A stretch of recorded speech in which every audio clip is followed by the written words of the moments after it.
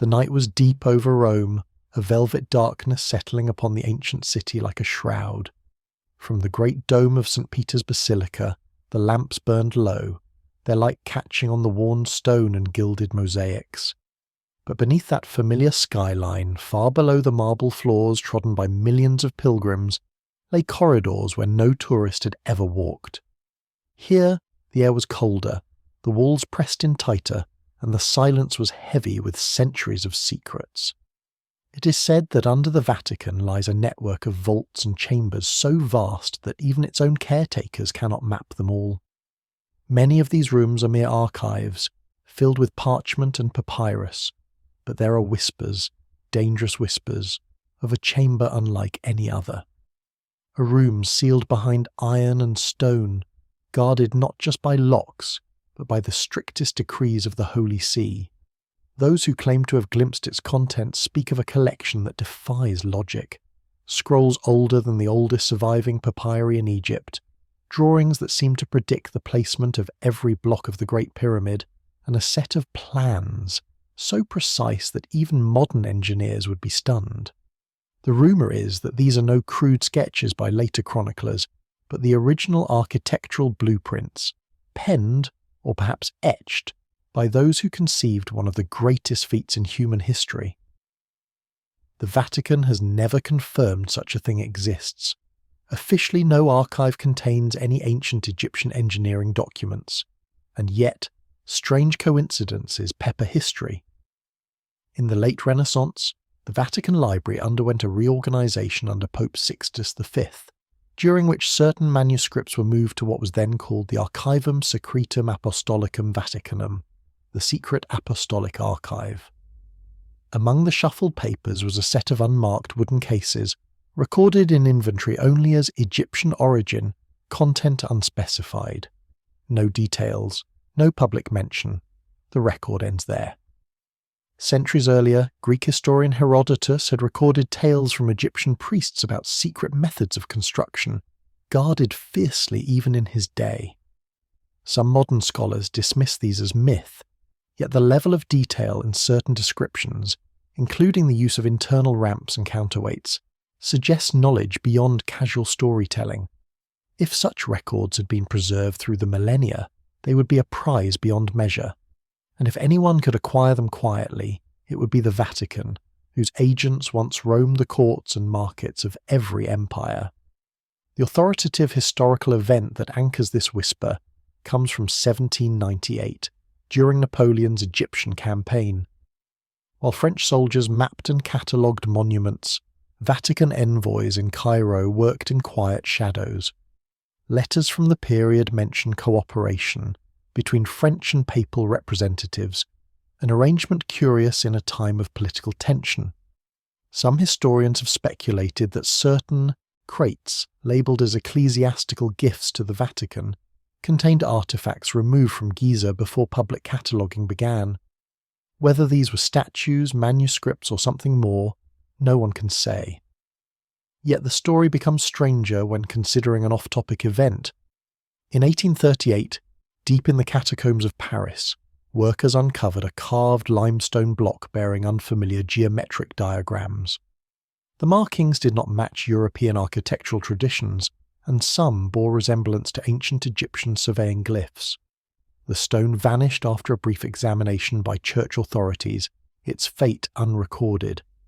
While there is no proven connection to the Vatican, conspiracy-minded researchers have long tied the disappearance to the same network of collectors said to safeguard Egypt's greatest secrets.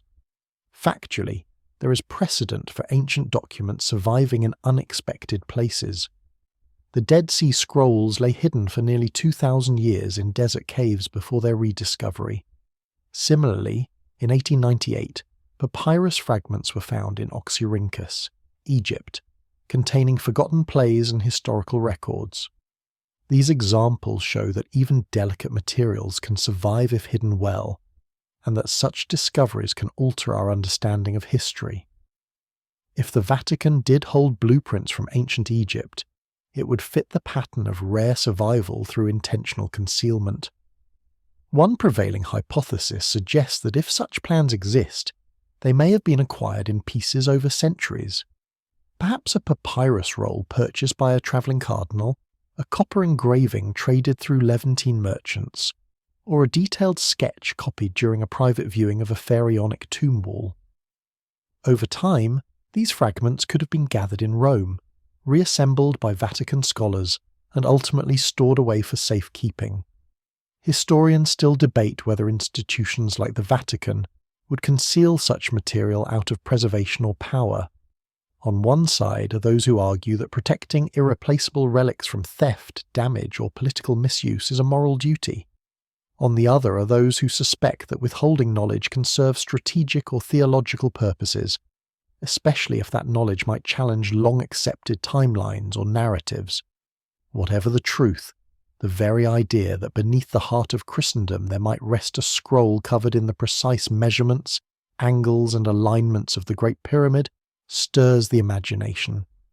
It invites questions about how history is shaped not just by what we discover, but by what is kept from us. So, before you get too comfortable, take a moment to like the video and subscribe, but only if you truly enjoy what I'm doing here.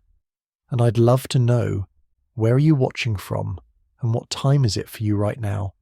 Far below the Vatican gardens, in the silence of the stone, perhaps a wooden case still waits, holding the designs of a monument built over 4,500 years ago by hands that knew secrets we have yet to rediscover.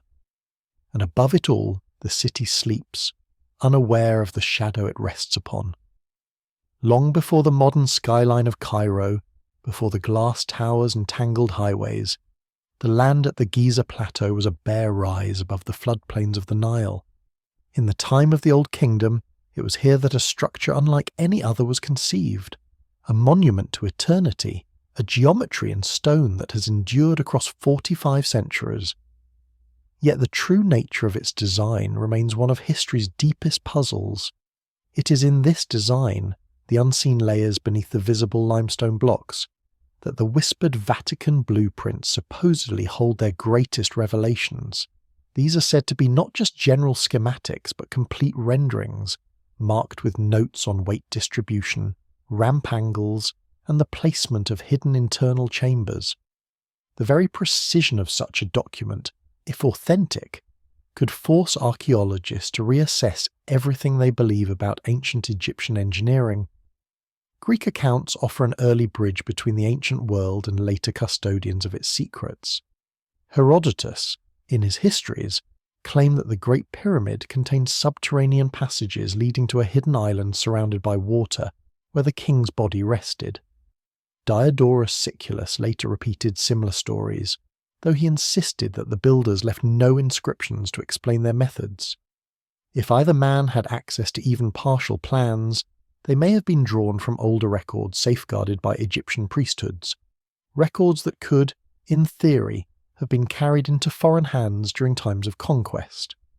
During the early Middle Ages, when the caliphs ruled Egypt, certain European envoys and traders were granted rare glimpses of ancient sites. Among them were clerics travelling under the banner of pilgrimage, yet whose itineraries led far from Christian shrines. Some scholars argue that the Church's interest in such expeditions was not solely spiritual. The acquisition of rare manuscripts was a high priority, particularly if they could be tied to biblical history. A papyrus detailing the methods used to raise the pyramid stones could, through theological interpretation, be linked to the Tower of Babel or the wisdom of Solomon, justifications that would place it in a context worthy of the Vatican's most guarded shelves. An authoritative historical episode illuminates this possibility.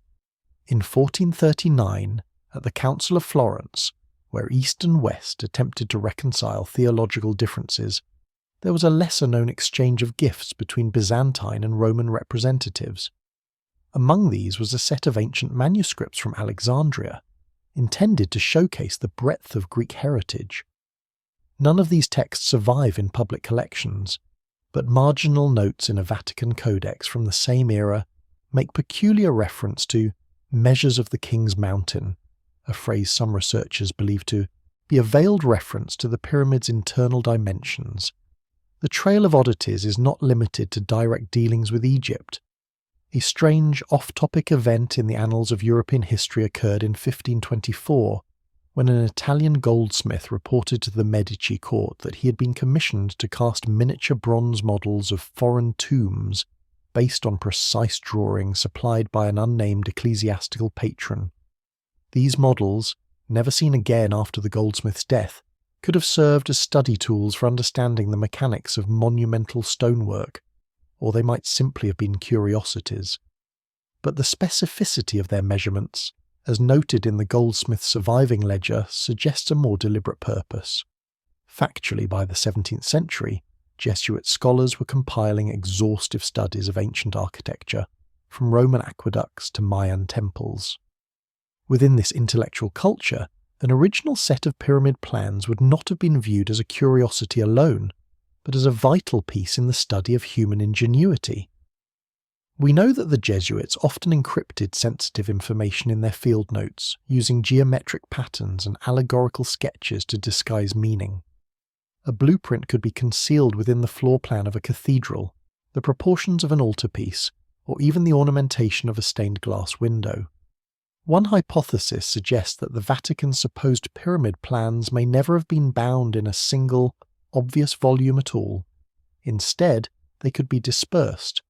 One diagram hidden in a treatise on astronomy, another in a study of biblical cubits, and a third in a Renaissance architect's sketchbook. Only by assembling these fragments could the complete design emerge, a process requiring not just access, but also the insight to recognize the clues. Historians still debate whether such secrecy would be an act of preservation or a calculated control of knowledge.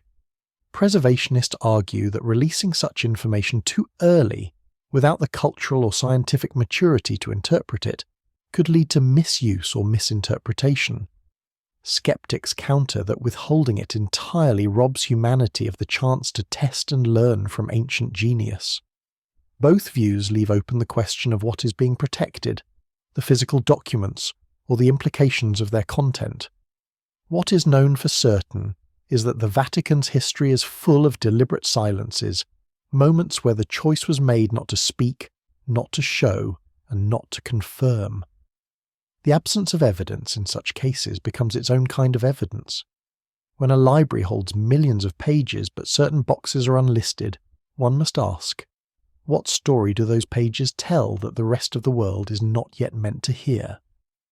Above ground, the tourist's roam bustles with light and sound, but below, in the dim-lit archives, the whispers of granite and gold remain locked away, waiting for the one moment in history when their unveiling will serve a greater purpose, or perhaps never come at all. In the centuries after the fall of Constantinople in 1453, Europe's hunger for ancient knowledge intensified. The Ottoman control of the eastern Mediterranean made direct access to Egypt difficult, yet not impossible for those with the right connections, and the Vatican, with its vast network of envoys, missionaries and merchants, was uniquely positioned to take advantage of this complex political landscape. By the late 1500s, whispers of papal agents travelling under the guise of trade emissaries or scholars began to surface in the correspondence of foreign courts. They were said to seek out rare antiquities, scrolls and artefacts, not to display in public, but to consign to the deepest levels of the apostolic archives. Among these rumoured acquisitions were rolls of linen-wrapped papyri covered in red and black ink, their hieratic script dense and precise, as though listing not myths, but measurements. It is in this period that a peculiar thread emerges, reports of pilgrims of the Nile, Renaissance scholars, architects, and artists who, funded by noble families or directly by the Church, made extended journeys to Egypt. Ostensibly, they went to study ancient ruins for artistic inspiration, yet their itineraries often included long stays near Giza. These travellers returned not only with sketches of temples and obelisks, but with sealed crates that were never opened in public view. The authoritative historical anchor for this part of the tale lies in the life of Athanasius Kircher, the 17th century Jesuit polymath often called the last man who knew everything. Kircher never visited Egypt himself, Yet his work on hieroglyphics was so detailed and prolific that it relied heavily on sources far older and more obscure than what was publicly available in Europe. Kircher was known to have close ties with Vatican librarians, and some of his unpublished notes contain diagrams of pyramid cross-sections startlingly more accurate than anything that could be derived from second-hand travellers' tales. Whether these came from documents already in Vatican possession remains a tantalising possibility.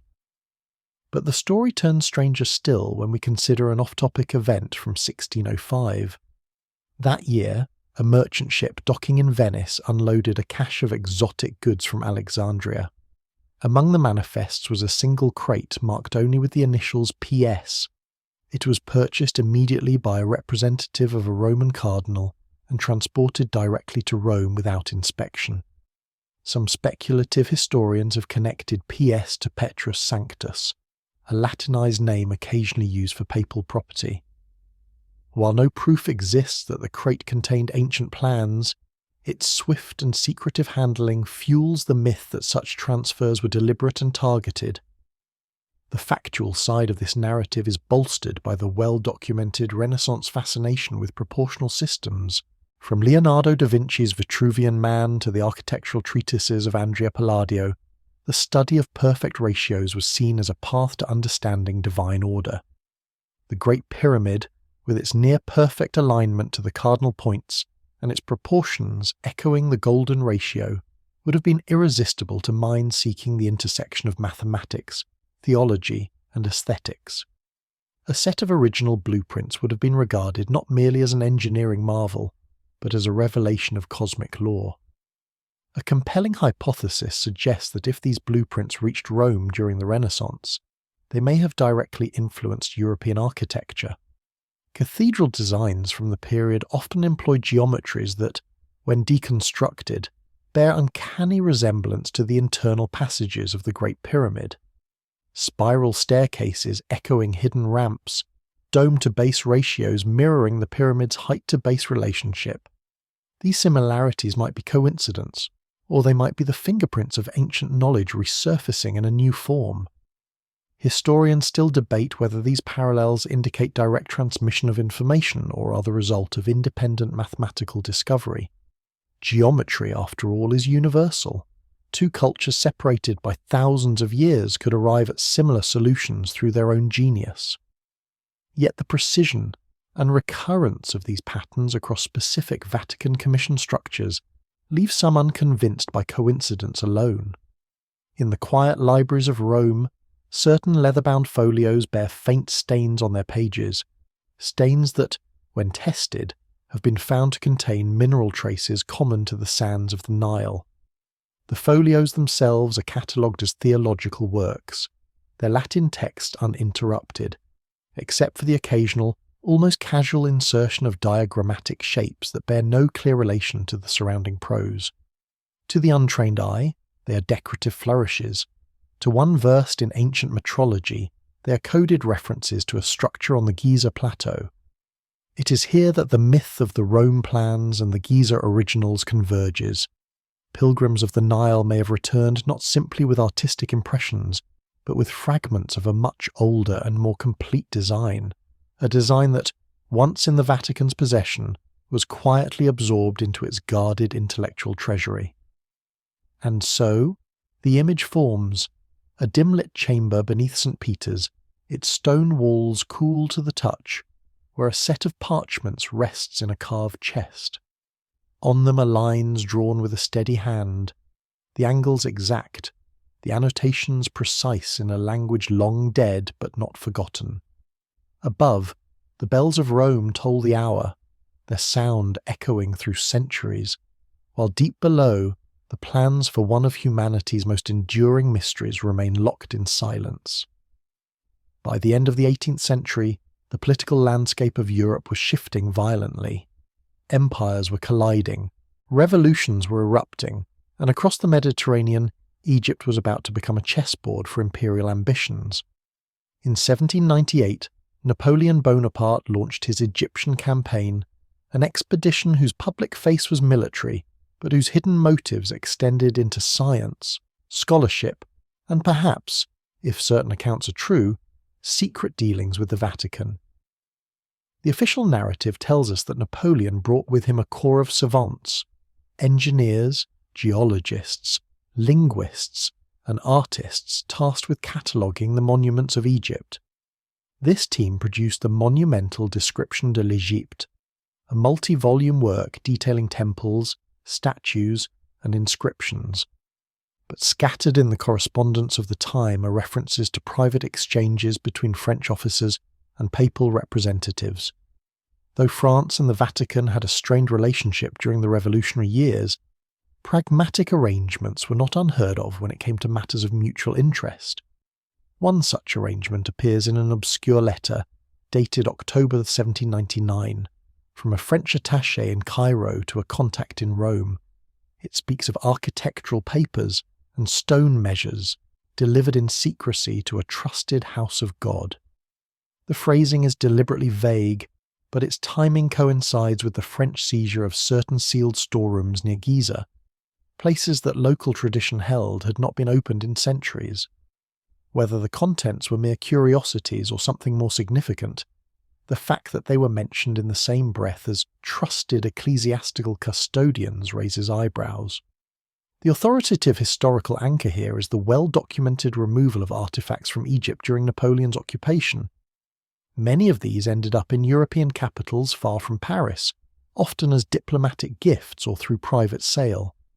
The Vatican, although not a colonial power, was an avid participant in this culture of artifact acquisition, using its vast network to obtain items quietly, outside the public eye.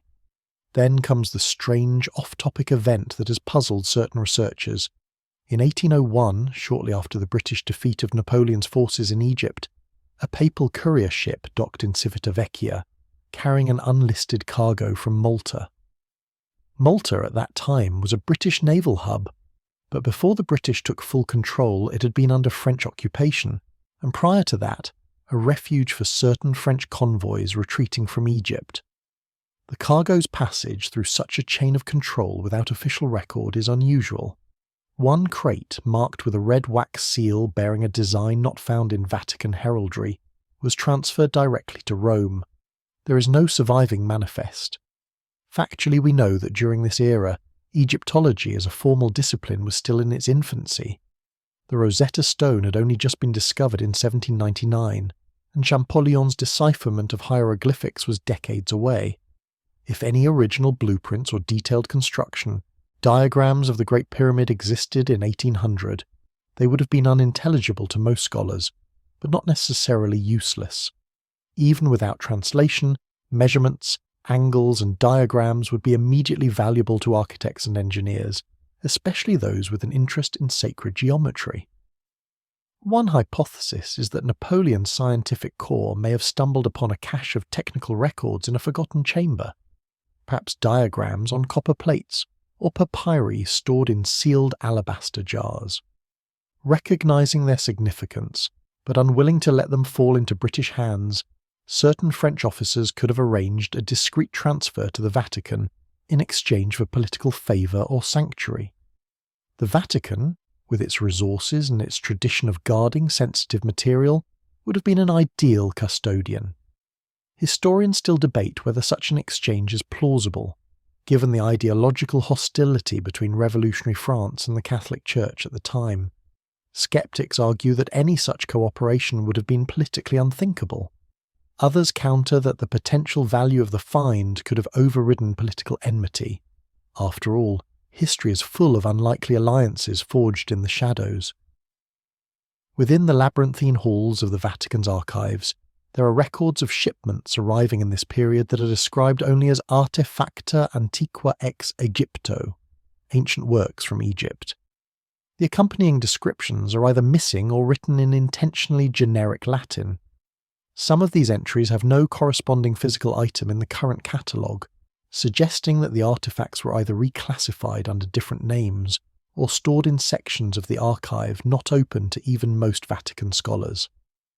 One Vatican restoration workshop, known to have operated in the early 19th century, reportedly worked on architectural documents, drawn on a material described as pressed reed, with pigments of carbon and ochre.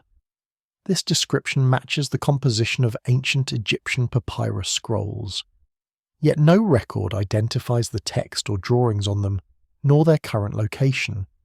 It is here that the imagined outline of the supposed blueprint sharpens. Picture a series of sheets, each the length of a man's arm, covered in meticulous lines. The slope of the pyramid's sides to the degree, the depth of each chamber, the exact width of the grand gallery, and the position of internal shafts aligned to specific stars. Such a document would be more than archaeological treasure. It would be an engineering manual from a civilization that built with such precision that their work still stands millennia later.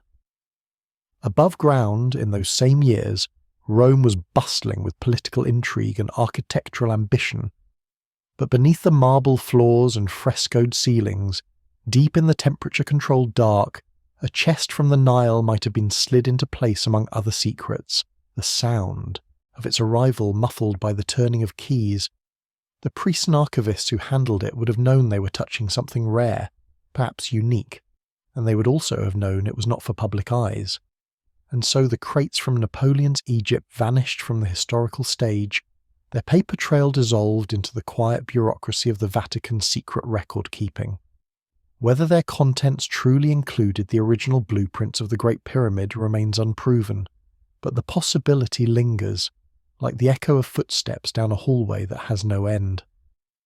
Among the most enduring rumours surrounding the Vatican's connection to ancient Egypt is the tale of a lost manuscript known as the Codex of Imhotep. The story is fragmentary, pieced together from letters, second-hand accounts, and a handful of cryptic catalogue references in early modern archives. According to the legend, this codex was no ordinary historical record, but a technical treatise authored, or at least attributed, to Imhotep, the ancient architect, physician and vizier, credited with designing the step pyramid at Saqqara. If true, such a manuscript would represent one of the rarest direct voices from the dawn of monumental architecture. While Imhotep's name survived in inscriptions and his legacy in stone, no authenticated writings of his have ever been found in public collections. Egyptologists generally agree that if his work had been committed to papyrus, the ravages of time would almost certainly have destroyed it. Yet the whispers claim otherwise, that one complete or near-complete manuscript survived the centuries, its papyrus protected in a sealed stone case, and was quietly removed from Egypt by a network of collectors in the late medieval period. The authoritative historical anchor here can be traced to the early 1600s, when the Italian explorer Pietro della Valle travelled through the Levant and Egypt, collecting manuscripts in multiple languages. Several of his acquisitions ended up in Rome, many donated to religious institutions. In his surviving correspondence there is a passing mention of a most ancient writing of the physician-builder of the pharaohs, containing numbers and measures. No further description exists, but the phrasing has fueled speculation that Della Valle had at least heard of, if not handled, something connected to Imhotep's engineering legacy. The strange, off-topic event woven into this history comes from an entirely different corner of the world. In 1657, Jesuit missionaries in Goa, India, reported receiving a mysterious gift from a wealthy Arab merchant, a carved wooden chest containing scrolls written in a foreign script and wrapped in linen scented with resin. While the missionaries noted the find, they lacked the expertise to identify the language. Records show that the chest was sent on to Rome for study by those versed in the ancient tongues. Its fate thereafter is unrecorded.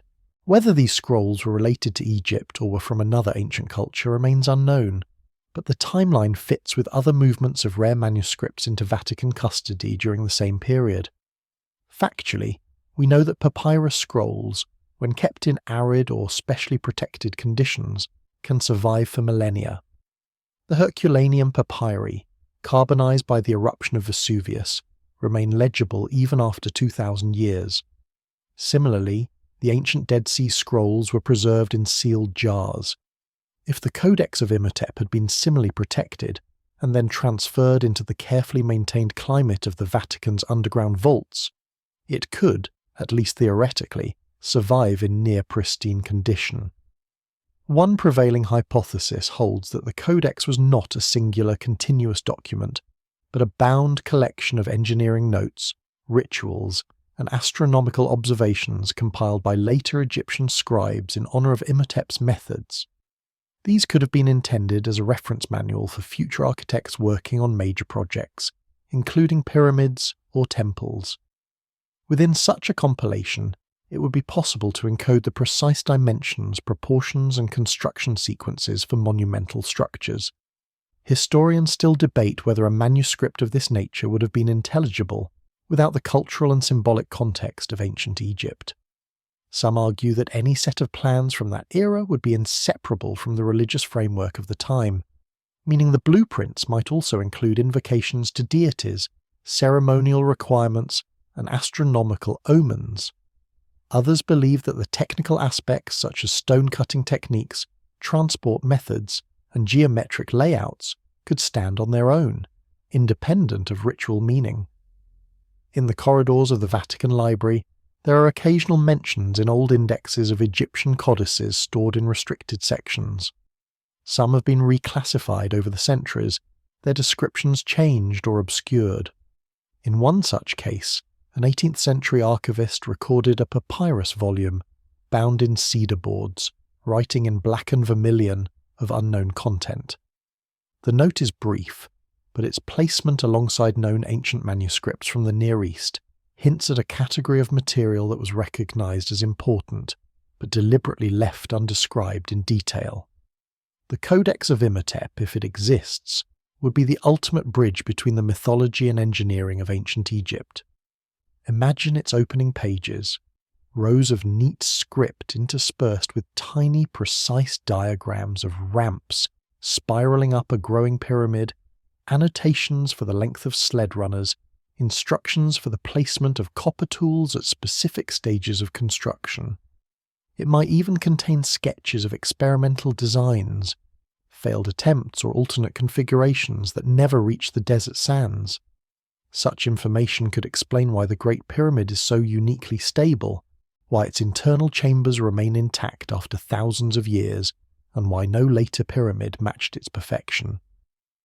The preservation of such a text in Vatican hands would not be without precedent. The Church has long safeguarded rare works whose theological or historical implications might disrupt prevailing narratives if made public. Whether the motive is to protect faith, prevent misuse, or maintain a certain order in the story of civilization, the result is the same: knowledge hidden in the shadows. Above ground, the world moves on, content with partial answers and plausible theories. But in the cool darkness beneath St. Peter's, there may rest a papyrus roll whose ink still holds the voice of the man who, 4.5 millennia ago, stood before the pharaoh and promised to raise a mountain of stone to touch the sky. In the quiet depths of the Vatican archives, there are stories not just of manuscripts and scrolls, but of maps whose accuracy seems to defy the age in which they were drawn. Among the more persistent rumours is that of an 18th century technical drawing, known only among a few archivists as Il Disegno del Cardinale, the Cardinal's design. The tale claims that this drawing depicts a cross-section of the Great Pyramid of Giza in such exacting detail that even modern surveys, made with lasers and ground-penetrating radar, would struggle to surpass it. The origin of the drawing is said to trace back to a cardinal who served as a papal envoy in the Middle East during the early 1700s. Officially, his mission was theological, tasked with strengthening relations between the Catholic Church and certain Eastern Christian communities. Unofficially, his travels took him far beyond the boundaries of those faith enclaves, into Ottoman-controlled Egypt. The authoritative historical event anchoring this account lies in 1703, when the French Jesuit Benoit de Maillet served as consul in Cairo. He wrote extensively about the pyramids, speculating on their age and purpose, and was in contact with both European scholars and local engineers. During this same period, records show that a Vatican diplomat was in Egypt, his correspondence carried discreetly by merchant vessels. While no surviving letter describes the Great Pyramid in detail, one inventory of the envoy's possessions upon his return to Rome mentions a case of architectural folios, origin not declared. The strange off-topic event tied to this era occurred in 1714, when a workshop in Florence abruptly shut down after producing a series of engraved plates depicting exotic monuments. These plates, meant for a noble family's private collection, were never distributed. The engraver, in a cryptic letter to his brother, wrote of having to destroy the copper of the king's mountain, a phrase that scholars have struggled to interpret. Was it a poetic reference to the pyramids? Or did it point to something far more literal, a copper engraving of their internal structure, based on plans not meant for public eyes?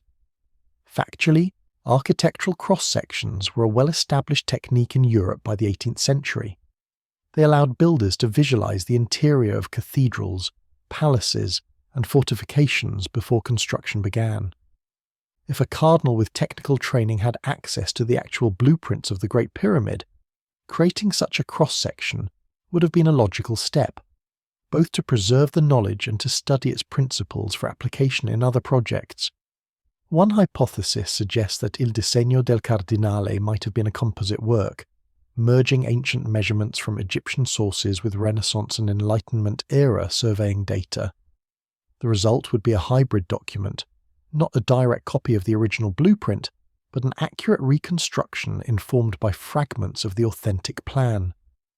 This could explain why certain features of the drawing match modern discoveries, such as the unusual alignment of the internal shafts to specific stars, details that were not widely known until the late 20th century. Historians still debate whether such uncanny accuracy could have been achieved without direct access to the interior of the pyramid. In the early 1700s, exploration inside the monument was limited and often dangerous, with many passages blocked or filled with debris. The idea that an 18th century cleric could produce a flawless cross-section without privileged access to ancient records is, for some, difficult to accept. Others counter that even in that era, a dedicated surveyor could have gathered the necessary measurements, though the presence of features unknown until recently remains a sticking point. The existence of Il Disegno del Cardinale has never been confirmed publicly. Those who claim to have seen it describe a large sheet, almost as tall as a man, with ink lines so fine they seem drawn with surgical precision. The paper is thick, perhaps vellum, and the margins contain notations in Latin and what some believe to be Coptic script. One detail repeated in several accounts is the presence of an unmarked chamber beneath the known subterranean room, a space not indicated on any official map of the pyramid. If real, this detail alone would place the drawing among the most controversial artifacts in the Vatican's possession. In Rome, rumours of the drawing have sometimes been linked to the 18th century renovations of St. Peter's Basilica. During this period, certain aspects of the dome's structural reinforcements were altered to distribute weight more evenly, changes that some engineers have pointed out bear resemblance to methods theoretically used in the Great Pyramid to prevent collapse under massive loads. Whether this was coincidence, independent discovery, or the quiet application of ancient engineering principles remains unresolved. Deep within the climate-controlled vaults, Il Disegno del Cardinale, if it exists, might be kept rolled in a leather case, its pigments still sharp, the edges of the vellum smooth under careful hands. Above, the Vatican's public halls display maps of the Holy Land and medieval Europe, while far below, in a place without windows, there may rest a drawing that could redefine what we know about one of the world's greatest monuments. Long before the first stone of the Great Pyramid was set in place, the ancient architects of Egypt were looking to the sky. The desert night was their ceiling, its canopy filled with stars that shifted predictably with the seasons. In their world view, these celestial bodies were not distant suns but divine markers, a cosmic map that shaped the very foundation of their greatest monuments. If the Vatican does indeed hold the original blueprints, it is said that those plans contain not just measurements in cubits and angles in degrees, but precise astronomical alignments, marked as carefully as the internal passages.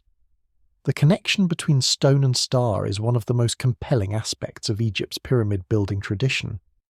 Archaeologists have long noted that the Great Pyramid's sides align almost perfectly to true north, south, east, and west, with a precision that even modern builders would struggle to replicate without advanced instruments. This extraordinary accuracy has fueled countless theories about the methods used to achieve it, from sighting on specific stars to using intricate plumbline systems. An authoritative historical anchor for this part of the story can be found in the work of the Greek historian and geographer Strabo, who visited Egypt around 25 BCE. In his Geographica, Strabo describes how Egyptian priests used long sighting tubes to observe the rising of certain stars, timing their rituals and construction phases according to celestial events. While his account lacks technical detail, it preserves the idea that the builders saw the heavens as a blueprint in their own right. The Vatican's rumoured blueprint is said to merge this cosmic thinking with engineering precision. Alongside chamber dimensions and block weights, there are alleged markings for the positions of Sirius, Orion's belt, and other stars during the pyramid's construction. If authentic, this would mean the monument was not simply a tomb, but a colossal three-dimensional star map fixed in stone for eternity. The strange, off-topic event tied to this theme comes from the late 19th century, during the era of European colonial exploration. In 1892, a Jesuit observatory in Malta reported receiving a shipment of old charts from Cairo. These charts, according to an internal note, contained orientations of temples and towers to the fixed stars. A few months later, a Vatican astronomer visiting Malta arranged for the charts to be sent to Rome for study. They were never catalogued in public records. While it's possible these were nothing more than colonial-era survey documents, the abrupt disappearance of the set has drawn speculation that they were incorporated into a much older, more complete plan. Factually, the Catholic Church has maintained observatories and astronomical programs for centuries. The Vatican Observatory itself, formally established in 1891, was part of a long tradition of tracking celestial phenomena, not only for calendar purposes but also as an intellectual pursuit. An ancient architectural plan tied to stellar alignments would have been of interest not only to historians but also to astronomers eager to verify historical sky positions. One hypothesis suggests that the pyramid's blueprint may have been part of a larger corpus of sacred architecture manuals, each one integrating astronomy into structural design. In this theory, the Vatican's version might be the sole surviving complete example, preserved because it passed into a collection that valued not just its historical curiosity, but its connection to biblical chronology and cosmology. Historians still debate whether the precision of the Great Pyramid's alignment is the result of careful observation, with simple tools or evidence of a lost technological sophistication. Skeptics argue that sighting on a single bright star like Polaris would have been enough to achieve the effect. Others point out that Polaris was not well positioned in the sky during the pyramid's construction, meaning the builders must have used more complex methods, possibly involving simultaneous observations of multiple stars to calculate true north. If the Vatican blueprint exists and shows multiple layers of astronomical calculation, it could settle this debate. Imagine an ancient schematic drawn in red and black ink, with geometric lines radiating outward from the pyramid's apex to points marked with star glyphs. Alongside these, notes in hieratic script explain the significance of each alignment, perhaps linking them to rituals or calendrical events. There are whispers among archivists that such diagrams, if revealed, could alter not just Egyptology, but our understanding of ancient cosmology. They might show that the builders conceived of their pyramid as a meeting point between earth and heaven, a fixed anchor in both landscapes. To release such a revelation could challenge long-held assumptions about the intellectual reach of early civilizations, blurring the line between ancient and advanced in ways that unsettle comfortable timelines. Somewhere deep beneath the Vatican gardens, in a sealed drawer of a climate-controlled vault, there might lie a scroll where architectural lines and starlight intersect. A drawing that, in one glance, shows the Great Pyramid not only as it was built, but as it was meant to stand forever under the eternal sky. By the late 19th century, the Vatican was navigating a rapidly changing world, one in which industrialization, archaeology, and global politics were converging in unprecedented ways. Expeditions were uncovering the physical remnants of civilizations once thought to be the stuff of legend. But in the shadow of these public triumphs, some discoveries were whispered about only in private, discussed behind closed doors in conference rooms lit by oil lamps. In 1897, the Vatican is said to have convened a small, unpublicized meeting of high-ranking clerics, archivists and scholars, the kind of gathering that would leave no official minutes. According to scattered accounts, the purpose was to address items of ancient origin recently arrived from Egypt. The most persistent rumour claims that these items included a near-complete architectural plan of the Great Pyramid, far older than any known survey. The authoritative historical event that anchors this part of the tale comes from that same year, when an archaeological expedition led by Flinders Petrie was conducting precise measurements at Giza. Petrie's findings set new standards for accuracy and revealed features of the pyramid that had not been systematically documented before. Officially, there was no Vatican involvement in his work, but some researchers point to overlapping timelines. While Petrie was in Egypt, Vatican officials with experience in ancient languages and engineering were also in Cairo, under the pretext of attending religious and diplomatic functions. The strange, off-topic event linked to this era occurred in 1898 in Paris. A French art dealer, known for selling antiquities to European museums, abruptly withdrew from a high-profile auction, citing a private arrangement with a religious institution. Among the withdrawn items was a set of large unframed vellum sheets, covered in geometric designs and measurements, written in a non-European script. Contemporary newspapers made no mention of the Great Pyramid, but a private letter from a fellow dealer noted that the designs suggested the building of a great mountain of stone. Within weeks, the sheets were gone from the market, and the dealer retired permanently. Factually, by the turn of the 20th century, the Vatican archives were undergoing significant reorganization.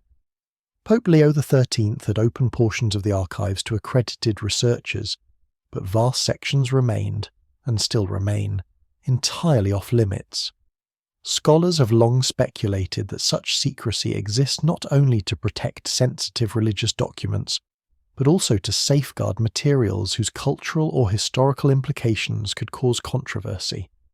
An original pyramid blueprint, especially if it hinted at advanced knowledge or connections to biblical history, would certainly qualify. One hypothesis about the 1897 to 1898 meeting is that it was a decision point, whether to reveal the existence of the blueprint to the broader academic community or to seal it indefinitely. The argument for disclosure would have been the potential to enhance the Vatican's reputation as a patron of knowledge and science.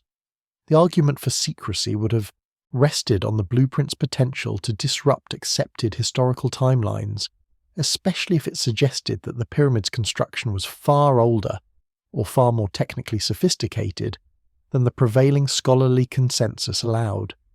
Historians still debate whether such a meeting took place at all. No public records survive, and the story exists only in memoir fragments, hearsay, and the occasional hint buried in unrelated documents. Yet the persistence of the rumour and the way it intertwines with verifiable events of the period keeps it alive. If the meeting did happen, the decision reached seems clear from the absence of any public acknowledgement. The plans were not revealed. In the years that followed, Vatican involvement in Egypt shifted from quiet fieldwork to more indirect forms, supporting museums, funding translations, and cultivating relationships with scholars whose discoveries could be quietly acquired before reaching the public domain. The vision of that late 19th century gathering lingers in the imagination, a narrow chamber in the apostolic palace, its heavy curtains drawn, the air thick with incense and candlelight. On a long oak table lies a roll of vellum, its edges worn, its surface covered with crisp ink lines, forming the unmistakable outline of the Great Pyramid. Around it, a dozen men debate in hushed voices, their words echoing off marble walls. To reveal it could change the world. To keep it hidden would preserve the order they have sworn to protect.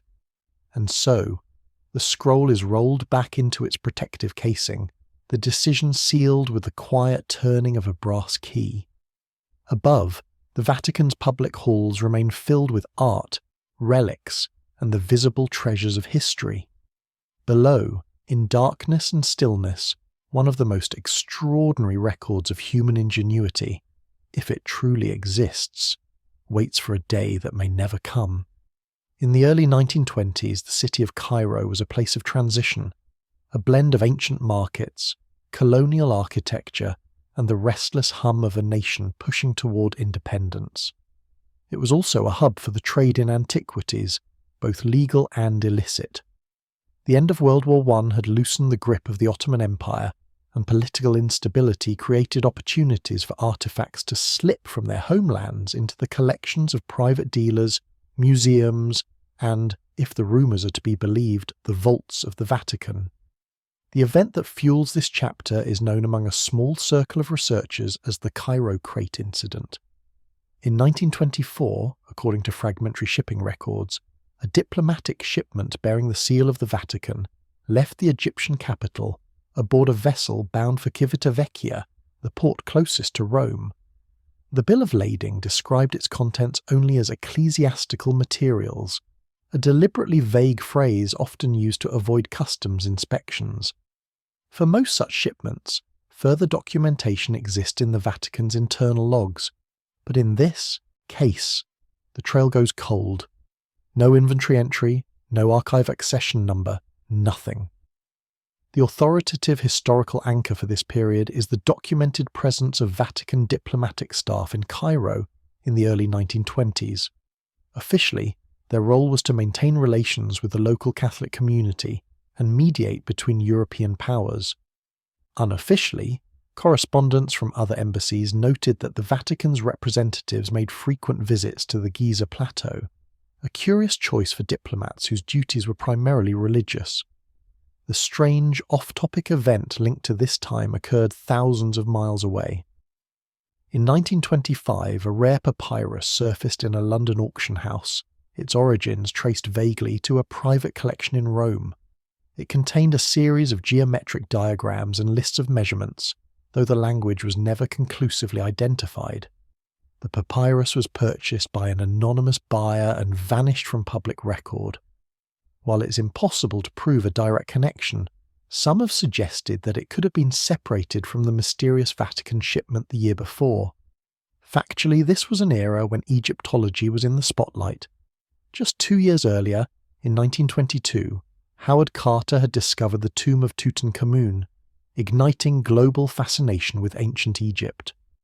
The sudden surge in demand for Egyptian artifacts created a thriving black market, and many valuable items changed hands under layers of secrecy. For an institution with both the resources and the motivation to acquire rare documents, the climate was ideal. One hypothesis about the Cairo crate is that it contained more than a single artifact, perhaps a collection of technical drawings, fragments of papyrus, or even metal plates etched with architectural diagrams.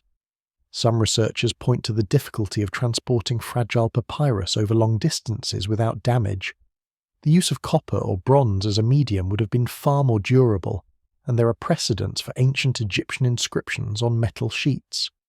If such an item existed, it could have preserved complex designs with a precision unmatched by hand-copied manuscripts.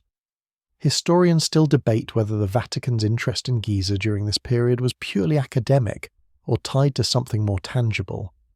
Supporters of the former view argue that the Church's scholars were engaged in comparative studies, seeking to align biblical history with archaeological evidence.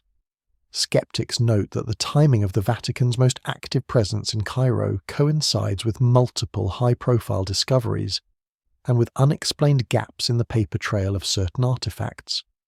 In imagining the scene, one pictures a modest but sturdy wooden crate, perhaps no larger than a trunk, carried up the gangplank of a ship under the watchful eye of a man in a dark cassock.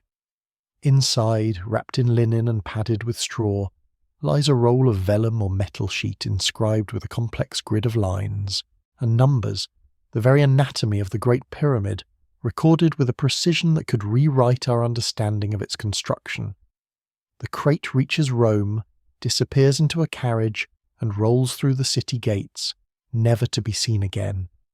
If the Cairo crate incident truly happened as the whispers claim, it represents one of the clearest opportunities in modern history for the Vatican to have acquired the original blueprints of the Great Pyramid. But in the absence of confirmation, the truth remains locked away, somewhere beyond the reach of both historians and the curious public.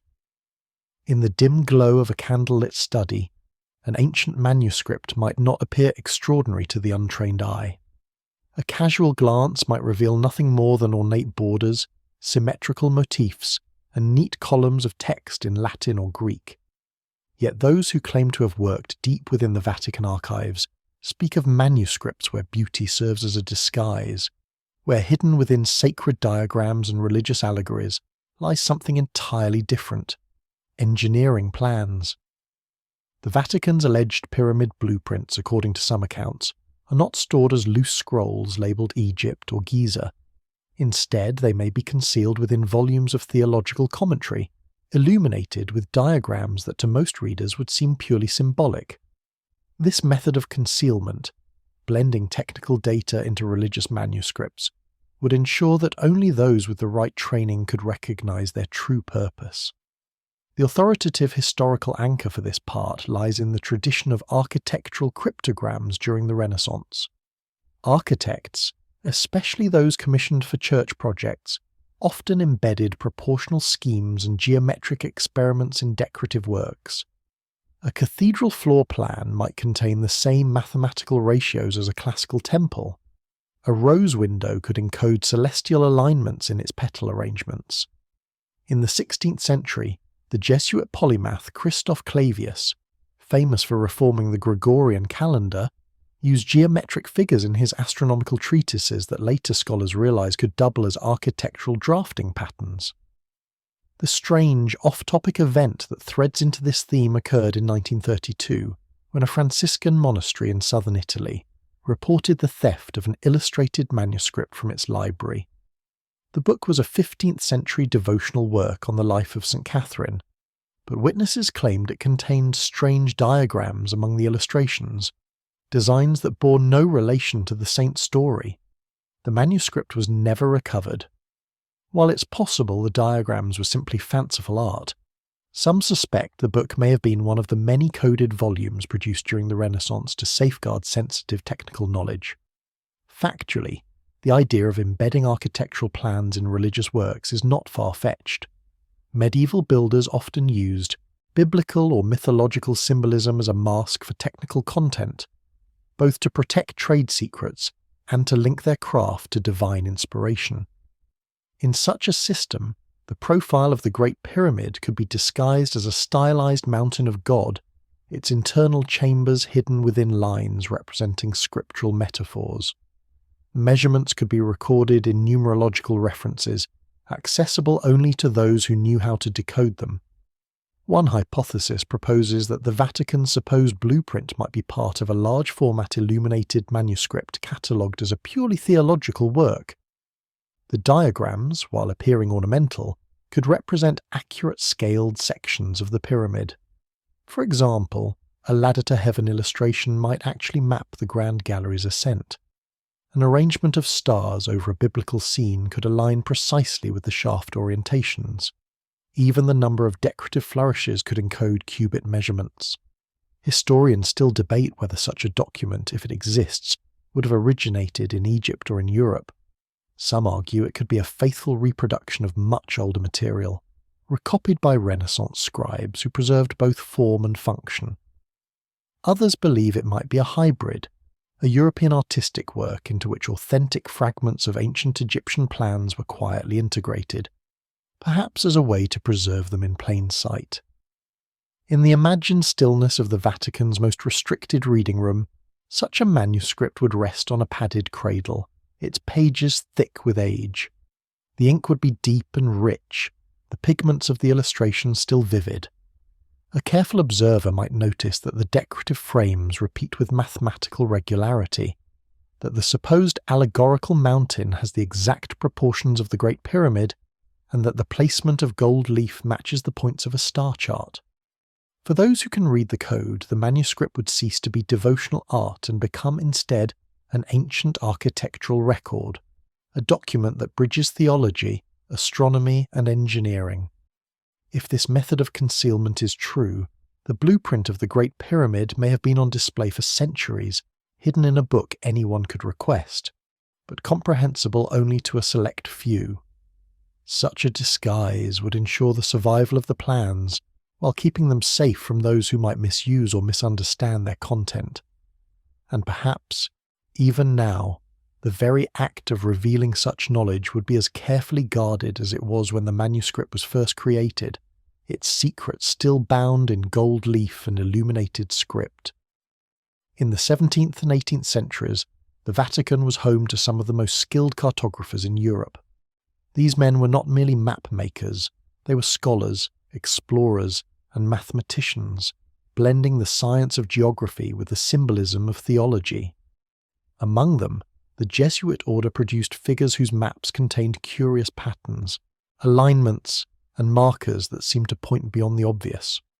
One such figure, whispered about in certain circles of archival lore, was a Jesuit priest known only as Frater Aurelius, the Golden Brother. Aurelius is said to have served as a cartographer for the Vatican's missionary enterprises, charting everything from river systems in South America to the trade routes of the Indian Ocean. But the maps most often associated with his name were not of distant jungles or coasts, they were of ancient sites.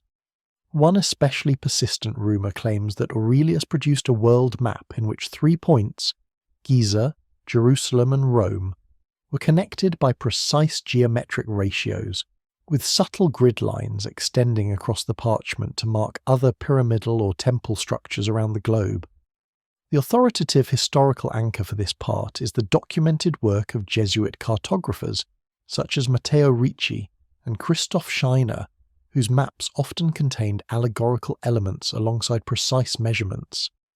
In the early 1700s, the Jesuits were renowned for their ability to gather geographic data from far-flung missions and synthesize it into charts that often surpassed the accuracy of secular counterparts. This practice provided the Vatican with a unique repository of geographic and architectural intelligence, some of which was kept far from public view. The strange off-topic event tied to this chapter occurred in 1754, when an Italian noble family's library was auctioned in Florence. Among the items listed was a map of the Earth with mysterious geometries, noted briefly in the sale record. The map was purchased by a cleric from Rome and vanished thereafter. While no one has proven that this map depicted pyramid alignments, later researchers who examined the sale's surviving correspondence noted repeated references to triangulations of the ancient mountains of the kings. Factually, alignments between ancient sites have been a subject of fascination for centuries. Modern researchers speak of ley lines and global grids, but earlier scholars simply called them harmonies or symmetries. It is entirely plausible that a mapmaker with access to original measurements, such as those from a genuine Great Pyramid blueprint, could project those ratios across the globe, seeking patterns that linked other monumental sites. One hypothesis is that Aurelius, or a contemporary like him, was tasked with testing the blueprint's accuracy by comparing its proportions to those of other ancient structures.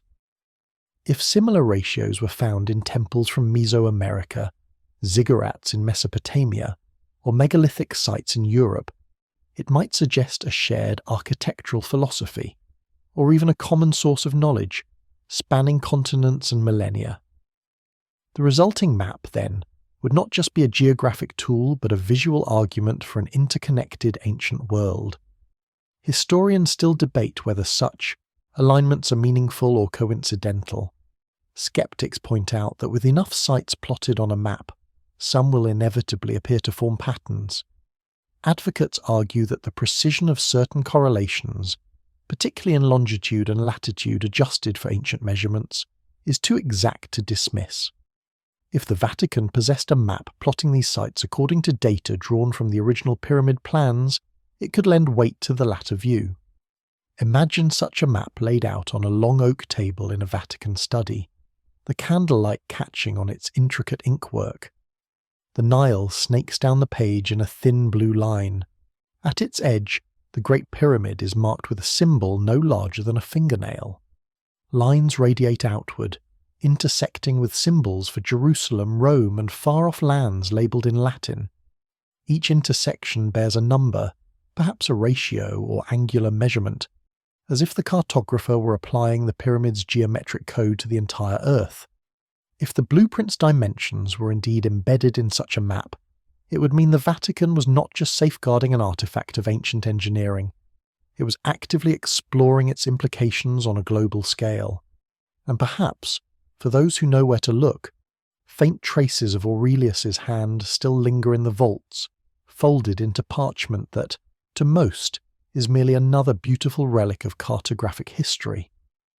By the early decades of the 20th century, archaeology had become a professionalized discipline, complete with academic journals, excavation permits, and rivalries that could make or break reputations. It was also an era when the Vatican maintained a quiet but deliberate interest in the scholarly world beyond theology. This intersection of faith, science, and secrecy gave rise to one of the more shadowed episodes in the long rumour surrounding the Great Pyramid blueprints, the so-called Scholars' Rift.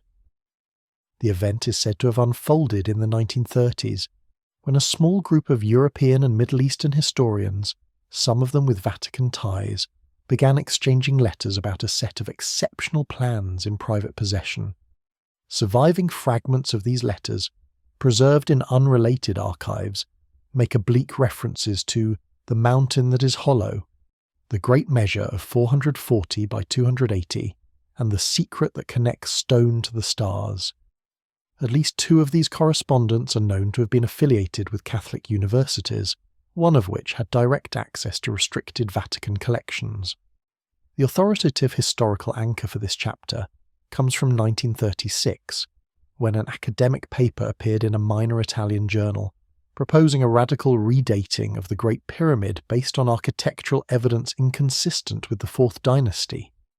The paper was quickly withdrawn after publication, and the author resigned his university position within the year. No official explanation was given, but colleagues later hinted that the work had drawn on unauthorized sources. The strange off-topic event tied to the same period happened not in Egypt or Rome, but in Vienna. In 1937, a prominent architect abruptly abandoned his commission to design a civic monument, citing a private commission for an ancient reconstruction. Later, in an interview, he mentioned being shown a plan from antiquity that was perfect in its dimensions, unlike any modern drawing. He never elaborated, and his name faded from the public record after the war. Factually, the years between the two world wars saw significant advances in pyramid studies. Detailed surveys by engineers like J.H. Cole provided measurements that remain authoritative today. If, in the midst of these surveys, a private set of plans far older and more accurate came into the hands of a few scholars, the potential for conflict was immense. It would pit public, peer-reviewed archaeology against a parallel, hidden knowledge guarded by an institution with no obligation to release its findings. One hypothesis about the Scholars' Rift is that it began as a scholarly collaboration, perhaps between Vatican archivists and secular historians, to compare the rumoured blueprints with modern measurements. If the two matched, it would prove the ancient plans authentic. But somewhere along the way, disagreements may have arisen about what to do with that proof. For some, the obvious path would be to publish. For others, especially those under Vatican authority, disclosure might be seen as risking theological or political consequences. Historians still debate whether the Vatican has ever actively intervened in academic debates about the pyramids. Skeptics argue that such claims are the product of conspiracy-minded thinking, and that no institution could suppress information so effectively in the modern age. Others counter that suppression need not be dramatic. It can be as simple as denying access, removing documents from circulation, or persuading authors to self-censor with the promise of funding for other work. In imagining the scene, one can picture a meeting in a quiet side chamber of the Apostolic Palace. A long table, a few scholars hunched over an unrolled vellum sheet, their fingers tracing fine ink lines that mark the pyramid's inner chambers. A whispered debate grows heated, one man insisting the world must see, another warning of the chaos such knowledge might cause. Outside, the bells of Rome toll the hour, but inside the argument remains frozen in time, unresolved. Whether the rift ended in deliberate concealment or the simple fading of interest, its legacy is one of unanswered questions. The plans, if they existed, vanished again into the Vatican's depths, leaving only hints in half-burned letters and cryptic memoirs. For the outside world, the Great Pyramid remained what it had always been, a marvel to measure from without, but never to know from within. Far from the grandeur of Giza's completed monuments lies a lesser-known curiosity, the so-called unfinished pyramid at Zawyet El Aryan.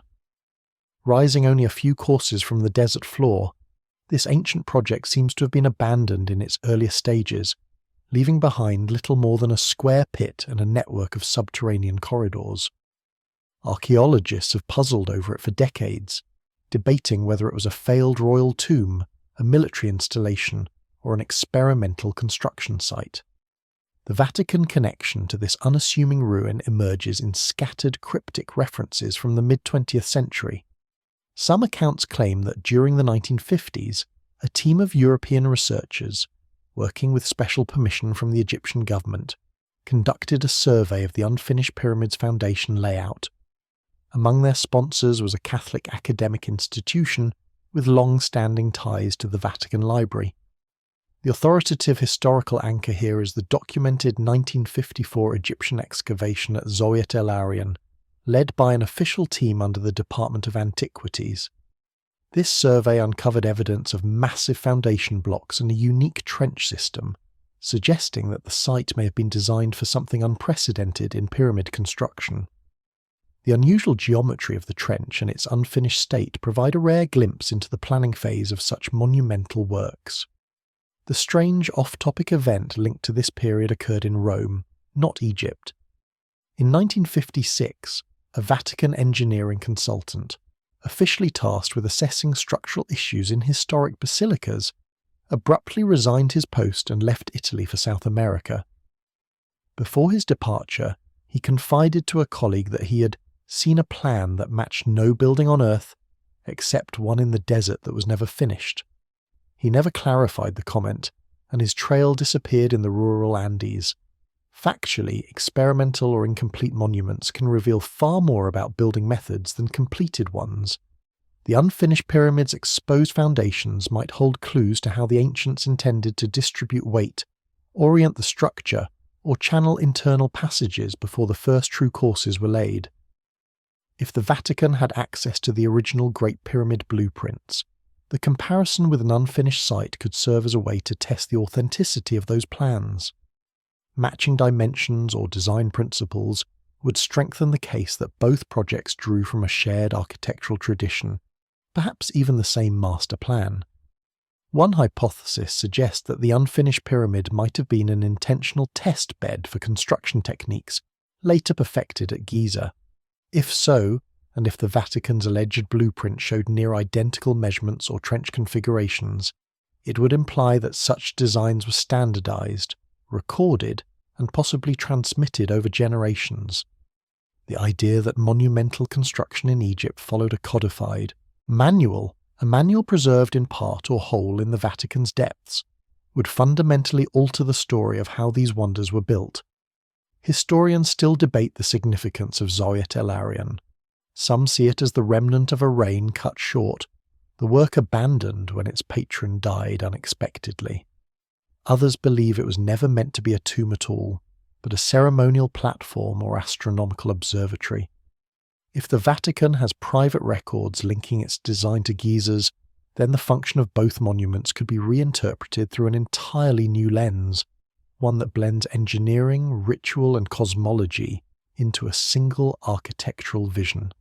Imagine the scene in the Vatican's archives: a heavy oak table under low filtered light. On its surface lies a rolled parchment, carefully unfurled to reveal two sets of diagrams, one labelled in ancient Egyptian script, depicting the massive base of the Great Pyramid, the other, smaller but with identical geometric ratios, labelled only with a date and the word Zawyet El Aryan. The ink lines are razor straight, the annotations precise, as if the draftsman knew exactly what was meant to rise from those foundations. If such a comparison exists, it would mean the Vatican's interest was not limited to preserving a static relic of the past, but to actively cross-referencing it with ongoing archaeological discoveries. And it would suggest that somewhere, deep within the papal vaults, lies the key to understanding not just the Great Pyramid, but the architectural experiments that made it possible. When the Renaissance swept through Europe, it was more than a revival of art and philosophy. It was also a rebirth of engineering. Cathedrals soared higher, domes grew wider, and bridges stretched farther than before. In Italy, master builders competed not only to glorify God, but to demonstrate technical mastery over stone and space. Among the techniques that emerged in this period were subtle innovations in load distribution, vault reinforcement, and foundation stability, principles that some believe echo the ancient genius of the Great Pyramid. The Vatican's architects and engineers, commissioned to build the most ambitious churches of the age, were deeply invested in these advancements. It is here that the theory of eco-design takes shape, the possibility that certain structural solutions in Renaissance cathedrals were inspired, consciously or unconsciously, by access to much older engineering principles, perhaps drawn from the very blueprints whispered to be hidden in the Vatican. The authoritative historical anchor for this chapter comes from the construction of St. Peter's Basilica's dome in the mid-16th century. Michelangelo, who inherited the project from earlier architects, made significant modifications to ensure the dome's stability, including the use of concealed chains and careful weight distribution along the supporting drum. While these choices have parallels in Roman engineering, some modern structural historians note that the concept of layered compression, where the weight of the upper sections actively stabilizes those beneath, also resembles the mass distribution methods theorized for the Great Pyramid. The strange off-topic event that ties into this period occurred in 1572, when a Florentine architect working on a Vatican-sponsored cathedral in southern Italy abruptly altered his construction plans. Surviving sketches show that the foundation and wall profiles were changed to a more tapered form, resembling the inward-sloping angles of pyramid casing stones. The records describe no structural need for the change. It appears purely aesthetic. Yet the builder, in a marginal note on one drawing, wrote cryptically, "The old proportions are truer." Factually, the Renaissance obsession with proportion and harmony drew heavily on ancient sources. Vitruvius's De Architectura, rediscovered in the 15th century, became the guiding text for generations of architects. But Vitruvius never described the internal structure of the Great Pyramid, suggesting that any detailed architectural resemblance to it in Renaissance works would have to come from another source. One hypothesis holds that the Vatican's supposed blueprint may have served as a private reference for its architects, not in the sense of copying the pyramid's shape outright, but in applying its principles: weight concentrated at precise points, internal channels that relieve pressure, foundations designed to distribute load evenly into the ground. In this view, the pyramid was less a monument to be imitated, and more a structural manual whose lessons could be adapted to new purposes, especially in sacred architecture meant to endure for centuries. Historians still debate whether these parallels are meaningful or coincidental. Skeptics note that many structural techniques attributed to ancient Egypt also appear in other cultures, including classical Greece and Rome. Advocates counter that the specific blend of geometric precision and mass stability in certain Vatican-era buildings is unusually close to theories about the pyramid's engineering. Imagine a Renaissance workshop in Rome. Wooden beams overhead, the scent of fresh-cut stone dust in the air. On a work table lie two sets of drawings, one a cathedral cross-section, the other a curious grid of lines converging into a sharply angled profile.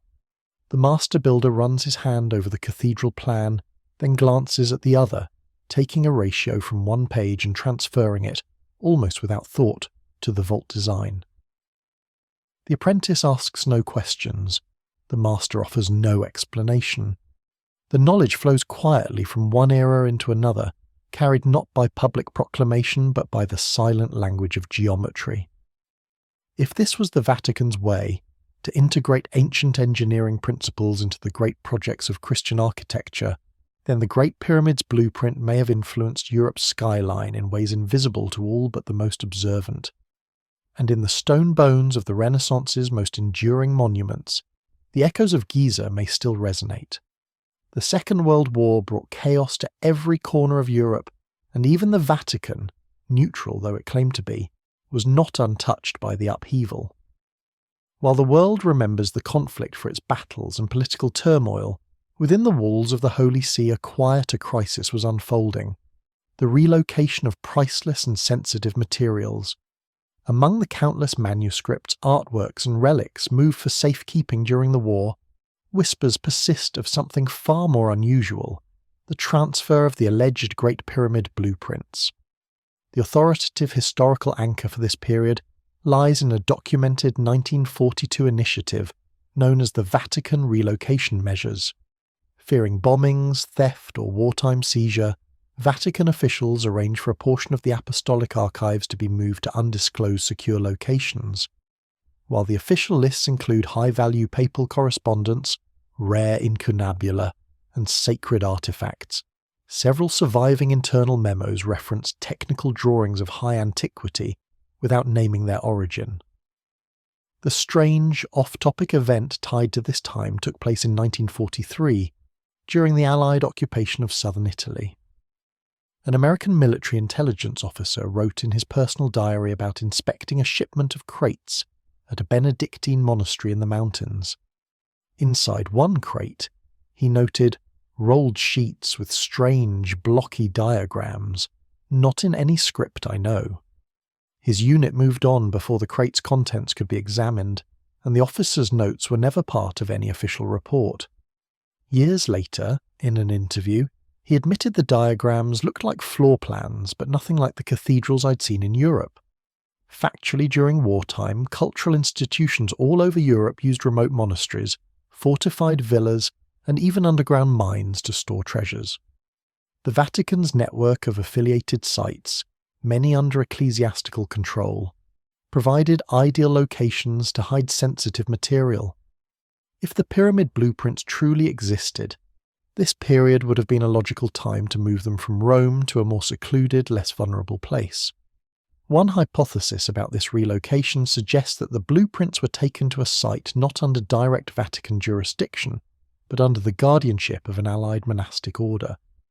This would both protect the documents and obscure their trail, ensuring that even if someone breached the Vatican itself, the plans would remain hidden.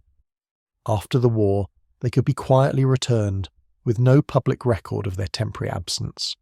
Historians still debate whether such secrecy was warranted, or whether the relocation of certain archives was more about protecting political interest than ancient knowledge. Skeptics point out that technical drawings could just as easily refer to Renaissance engineering sketches or medieval fortification plans. Advocates counter that the lack of specificity in these wartime memos is itself suspicious. The Vatican was meticulous in cataloguing its holdings, so vague labels may have been deliberate obfuscation. Picture the scene: a winter's night in 1944, the mountain air sharp and silent. In a dimly lit monastery storeroom, 2 monks and a Vatican archivist work in near silence, sliding a long, narrow tube into a wooden crate. They seal the lid with wax and mark it only with a coded inventory number. Outside, the rumble of distant artillery shakes the stones. The crate is carried to a cellar carved into the rock, where rows of other sealed boxes wait in the cold. None bear labels that speak of Giza, yet one of them may hold the only surviving architectural plan of the Great Pyramid. By the war's end, the crates return to Rome. The public sees the return of illuminated manuscripts, priceless paintings, and papal regalia. But deep in the resealed vaults, another item is slid quietly back into place, exactly where it had been before, hidden from the world, its survival unacknowledged, its very existence still a matter of rumour. In the decades following the war, the Vatican returned to a rhythm of quiet preservation. The archives resumed their role as a sanctuary for history, yet in certain corners of those labyrinthine chambers, whispers persisted about objects that never appeared on official catalogues. Among these whispered treasures was something far less glamorous than gold or jewelled reliquaries, a single block of stone, modest in appearance, yet bearing marks that defied conventional explanation. The stone, according to those few who claimed to have seen it, was unlike any other relic in the Vatican's collection.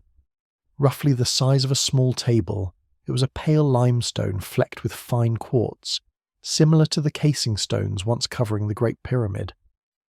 What made it extraordinary were the tool marks, precise parallel grooves running across its surface, cut so cleanly that even under magnification they appeared almost machine-made.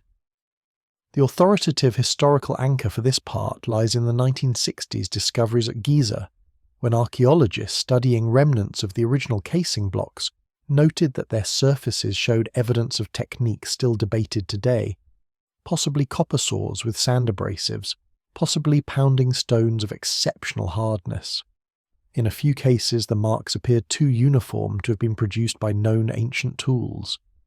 The strange, off-topic event tied to this chapter took place in 1964, when a shipment from Cairo arrived in Rome under the auspices of a cultural exchange program.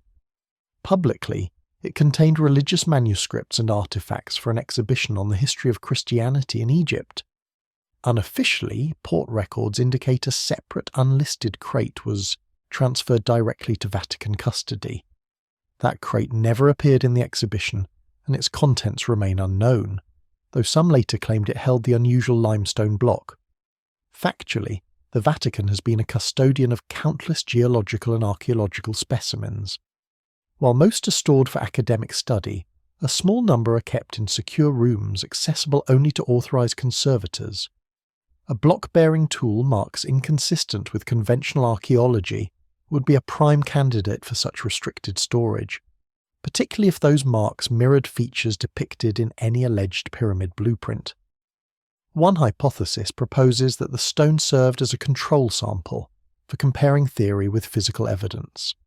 If the Vatican's rumoured blueprints included specifications for cutting or dressing stones, perhaps with details of tool type, stroke length, or sequence, then this block could be the physical proof that those methods once existed.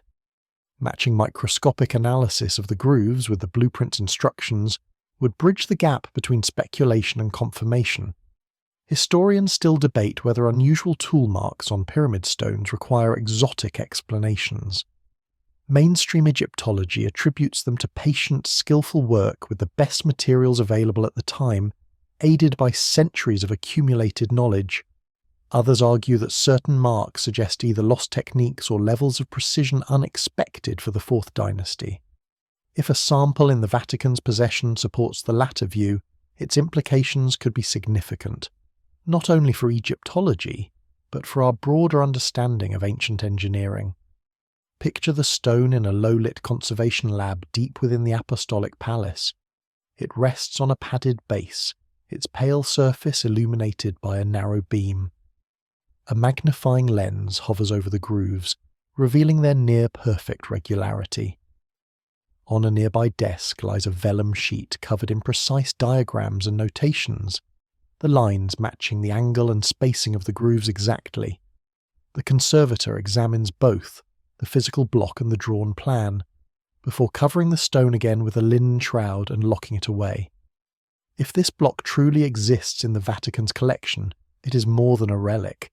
It is a bridge between the abstract world of ancient blueprints and the tangible proof carved in stone, and in its silent, inert form, it may hold the most direct confirmation that the Vatican's rumoured plans are not legend, but history waiting in the dark. Not all of the Vatican's rumoured connections to the Great Pyramid rest in crates or cabinets. Some, it is said, are hidden in plain sight, woven into the very fabric of its sacred spaces. Among the more peculiar claims is that within a small little visited chapel deep in the Vatican complex lies a mosaic whose design, when measured carefully, mirrors the internal layout of the Great Pyramid. The chapel in question, according to those who have tried to trace it, is not one of the grand basilicas or public shrines. It is a private oratory, accessible only to certain clergy, its walls adorned with rich marble inlays and intricate floor patterns. At first glance, the floor appears to be a work of pure devotion, a series of interlocking geometric motifs arranged around a central square. But for those who know the pyramid's inner geometry, the pattern allegedly reveals more.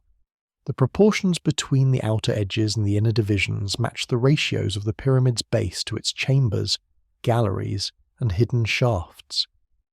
The authoritative historical anchor for this claim ties back to the Renaissance tradition of embedding symbolic geometry in ecclesiastical decoration. In the 16th century, master mosaicists often used proportional systems drawn from classical architecture and sacred geometry. A notable example is the cosmotesque floor of Rome's San Giovanni in Laterano, whose circles and squares are aligned to precise mathematical ratios. If the designers of the Vatican chapel had access to the alleged pyramid blueprints, they could have adapted those proportions into an abstract devotional pattern that passed unnoticed to all but the initiated. The strange, off-topic event connected to this story occurred in 1978, when a group of visiting architects from an Italian preservation society were given a rare tour of lesser-known Vatican chapels. One of them later recalled, in a private letter, measuring a mosaic in a side room and finding its length-to-width ratio uncannily familiar. The architect, a specialist in ancient metrology, remarked that the dimensions matched the base-to-height ratio of the Great Pyramid almost exactly. His colleagues dismissed it as coincidence, and the observation never entered any official report. Factually, geometric symbolism in church design is a long-standing tradition. Ratios considered divine, such as the Golden Ratio or proportions found in biblical measurements like the Ark of the Covenant, often appear in floor plans, stained glass windows, and altar arrangements. The Great Pyramid's proportions, whether by design or accident, also fall into ranges considered sacred in multiple cultures. This overlap allows for the possibility that such a mosaic could genuinely encode the pyramid's geometry without attracting suspicion. One hypothesis is that this chapel's mosaic was a deliberate visual cipher, created by an artist-architect who was entrusted with copying part of the blueprint in decorative form. Such a design would ensure that the knowledge survived even if the original documents were lost, though without the key to decoding it, the mosaic would be no more than an intricate work of art to the casual observer. Historians still debate whether these embedded patterns are conscious transmissions of ancient knowledge or merely the byproducts of a shared human fascination with symmetry and proportion. Skeptics argue that one can find pyramid ratios in countless structures simply by looking for them. Advocates respond that the specificity of certain alignments, particularly when combined with other elements, like symbolic star placement or directional orientation, makes coincidence less likely.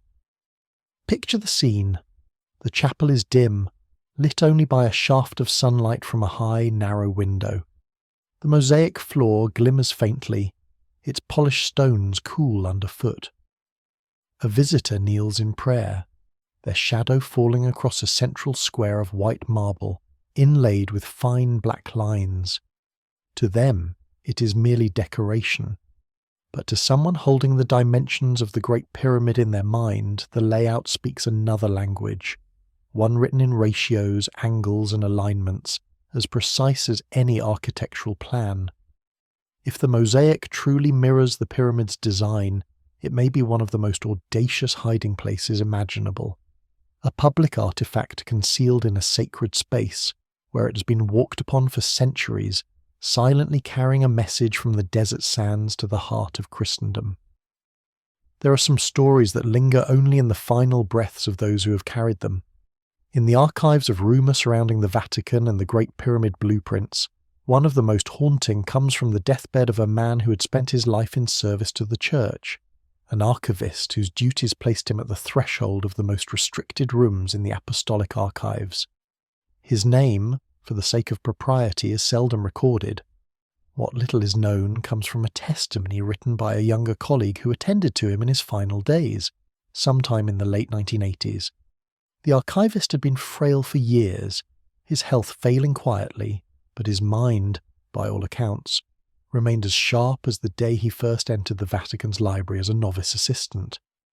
It was during one of these quiet bedside visits that he is said to have spoken of the plans that are older than the flood. The authoritative historical anchor for this chapter is the Vatican's documented practice of employing multi-generational archivists, men and women who dedicate their entire working lives to the custody of manuscripts, sometimes beginning in their teens and continuing into their 80s. Such individuals often develop intimate familiarity with certain collections, even those closed to scholars. Their institutional memory, while rarely committed to paper, can span decades of hidden activity.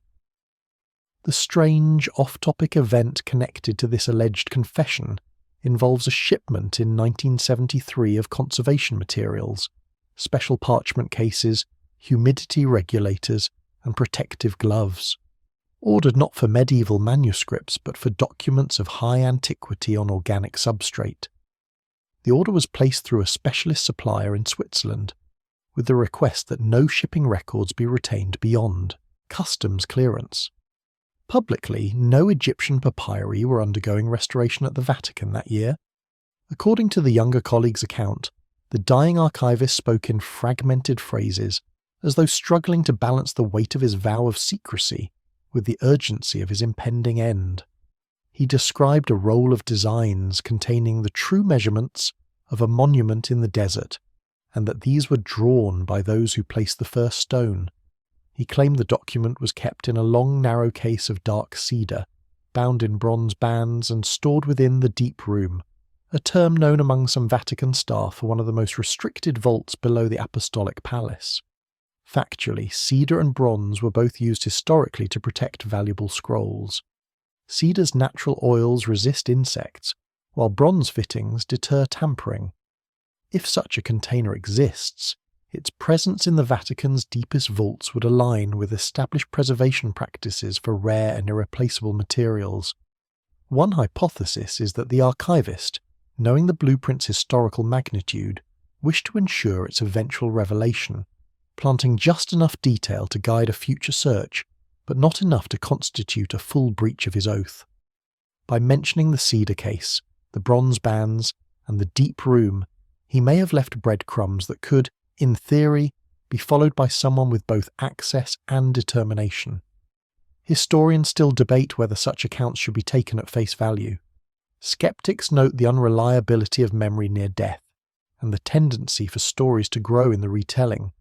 Supporters counter that the precision of the details, especially the specific materials of the container, lends credibility, as does the fact that the archivist had nothing to gain by fabricating the account. Picture the scene in his final hours. The archivist lies in a narrow bed, the light from a shaded lamp casting a warm glow on his lined face. His voice is thin but steady as he describes the roll of ancient drawings, his eyes unfocused, as though seeing not the room but the vaults below St. Peter's. His visitor leans closer, straining to catch each word, knowing they may be hearing something no outsider has heard in centuries. And then, as quickly as it began, the archivist closes his eyes, and the silence returns, leaving behind a half-told truth, sealed again in the darkness. If the account is genuine, it would mean that, even in the twilight of a life bound by secrecy, the knowledge of the blueprint's existence was too great a weight to take entirely to the grave. It would also mean that somewhere, Perhaps only a few steps from the most public halls of the Vatican, the ancient vision of the Great Pyramid's creation still rests, waiting for the moment it is finally allowed to breathe. If the Vatican's alleged possession of the Great Pyramid's blueprints were ever to be made public, the implications would extend far beyond archaeology. It would not simply be a matter of redating a monument or refining engineering theories. It would touch on the very structure of human history as it is taught, debated, and understood. The blueprints, if authentic, could act as a wedge that forces open the door to questions long considered settled, and in doing so, they could threaten the timelines that form the backbone of our historical narratives. The authoritative historical anchor here is the long-standing academic debate over the chronology of ancient Egypt. For more than a century, scholars have refined the dating of dynasties using archaeological evidence, astronomical calculations, and radiocarbon analysis. Yet disputes remain. Some Egyptologists argue for high chronologies, placing certain events earlier than the mainstream view. Others support low chronologies, compressing the timeline. The margins may appear small, decades or centuries, but in the broader sweep of history such adjustments ripple outward, affecting the dating of the Bronze Age collapse, the emergence of early Mesopotamian cities, and even the interpretation of biblical events. The strange off-topic event linked to this theme occurred in 2001, when a privately funded research group in Eastern Europe published a short-lived website claiming to possess architectural schematics of the Great Pyramid that predated all known Egyptian dynasties. The images they released were low resolution and quickly dismissed by experts as modern fakes. However, a few researchers noted that some of the measurements shown matched obscure figures found in unpublished excavation reports from the 19th century. Reports that, according to their archival histories, had been copied to the Vatican Library in the early 20th century. The website vanished within weeks, and the group behind it was never heard from again. Factually, the discovery of an authenticated ancient blueprint would provide a fixed reference point, an undeniable set of measurements from the time of construction itself. Such a document could confirm or overturn theories about how and when the pyramid was built, and whether it was the work of a single reign or a project spanning generations. It might also contain notations that link its construction to celestial events or climatic conditions, data that could be cross-checked with geological and astronomical records to pinpoint its era with startling precision. One hypothesis is that the Vatican, aware of the disruptive potential of such information, has chosen to withhold it not from malice, but from a cautious understanding of its consequences. Revealing the blueprints could trigger a domino effect, textbooks rewritten, religious timelines reinterpreted, and the frameworks of multiple civilizations re-examined.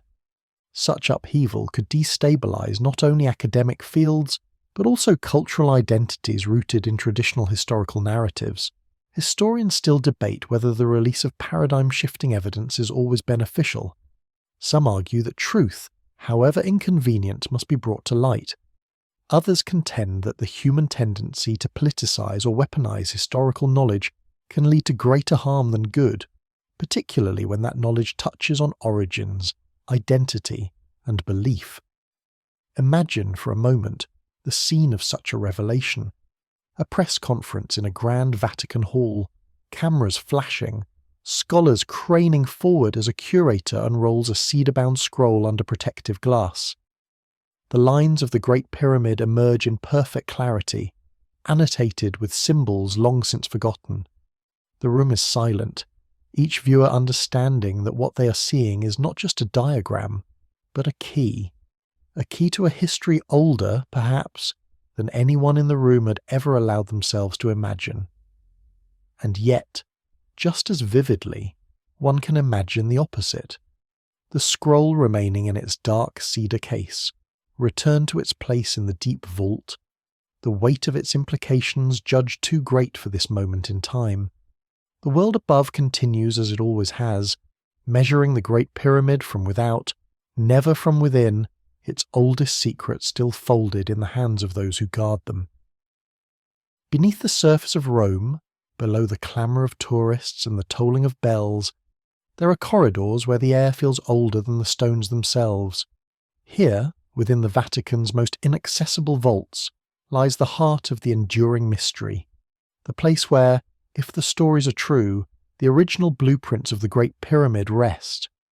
No public photograph exists, no official inventory lists them, and yet for centuries fragments of rumour have escaped like dust motes through the smallest cracks, catching the light for an instant before disappearing again into shadow.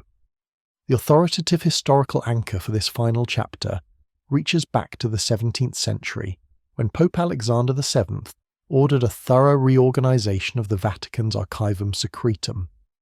The goal was not only to preserve the Church's vast collection, but to sequester certain materials deemed of delicate nature. Records from the period mention the creation of special deep vaults beneath the Apostolic Palace, accessible only through guarded staircases. It is in these spaces that some researchers believe the most extraordinary artefacts are stored, including, possibly, the ancient architectural designs said to predate all known dynasties.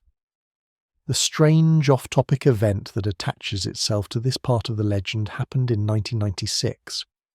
A Vatican electrician, tasked with updating wiring in one of the sub-basement corridors, reported passing a sealed bronze door unlike any other in the complex. It bore no inscription, only a geometric pattern of intersecting lines, a design the electrician later described to a friend who recognized it as resembling the proportions of the Great Pyramid's base. The electrician claimed he was told firmly never to speak of it again, and the account might have faded into obscurity had it not been quietly recorded in an unpublished interview for a book on Vatican architecture. Factually, the Vatican's deep vaults are among the most secure archival facilities in the world, protected not just by guards and locks, but by centuries of tradition. Access is granted sparingly, and even senior archivists may never see certain sections. If the blueprint exists and is stored here, its concealment is not an accident. It is the result of a deliberate multi-generational choice to place it beyond the reach of public eyes. One hypothesis for why the blueprint remains sealed rests on the idea of stewardship. In this view, the Vatican sees itself not as an owner, but as a guardian of knowledge, holding it until the world is ready, a readiness defined not by technological capacity, but by the maturity of how such information would be used. Whether one agrees with that reasoning or not, it offers an explanation for why such a document, if real, has never been leaked, stolen, or displayed. Historians still debate whether the idea of an original Great Pyramid plan is plausible at all. Skeptics argue that construction knowledge would have been transmitted orally, with physical plans serving only as rough guides. Believers counter that a project of such magnitude would have required detailed schematics, and that if any survived, their value would be immeasurable. Imagine the blueprint's resting place, a cedar tube bound in bronze, resting in a niche cut into ancient stone, the air cool and dry, the silence absolute. The bronze bands are polished with age, their patina deep and even. The only light comes from the careful hands of the custodian who, perhaps once a year, checks the condition of the scroll without ever unrolling it fully. Outside the door, the geometric pattern remains, its meaning unnoticed by most, its message clear to the few who hold the key. This is where the measure of the King's Mountain sleeps, and so the silence beyond the walls continues. Tourists pour into St. Peter's Square, scholars pore over papal bulls and medieval codices, and somewhere below, a document that could rewrite the history of human achievement remains unseen. Perhaps it will emerge one day, unrolling its lines of ink and geometry into the light. Or perhaps it will wait for another century, its guardians deciding again that the time is not yet right. Until then, the Great Pyramid stands alone in the desert, its stones keeping their own counsel, its secrets mirrored in a place far from the Nile, in a vault where the boundary between legend and truth has never been more carefully guarded. And now, the noise of the day fades away. The corridors of history, which we have walked together tonight, grow quiet once more. The torchlight of speculation flickers low, casting only gentle shadows against the vast walls of time. Somewhere far beneath the Vatican, perhaps in a chamber older than any map can mark, there may still rest a roll of cedar-bound parchment, its ink a language from an age when the first cities were new. And far across the sea, under the pale desert moon, the Great Pyramid itself keeps its own watch, its massive stones drinking in the starlight as they have for thousands of years. Whatever the truth, whether the blueprints are real or only the dream of centuries of wandering, we are left with something that no locked vault can take away: the mystery, the way it draws us into the quiet spaces between facts, into the hush that falls when we imagine what might be. It is a gentle reminder that not all questions must be answered for them to have value. Some are worth keeping simply because they invite us to look closer, think deeper, and wonder longer. You can let the images drift in your mind now.